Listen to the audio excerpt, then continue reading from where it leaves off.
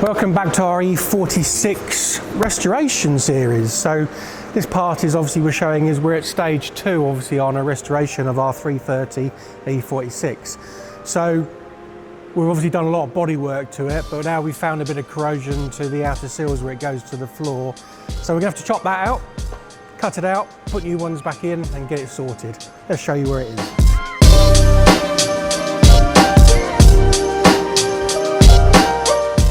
So we've got the seal covers off and lo and behold, we've got corrosion behind there. Now, corrosion is built up not because the metal has got rusty, it's most probably because mud has got behind the outer seal cover and it's just sat there and it's got wet and it's just kept it under wet conditions for so many years.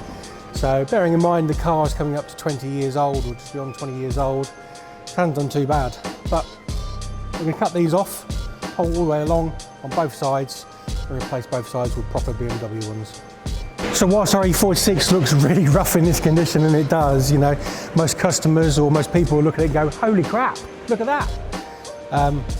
It's not going to stay like that forever. And unfortunately, you have to break some eggs to make an omelette.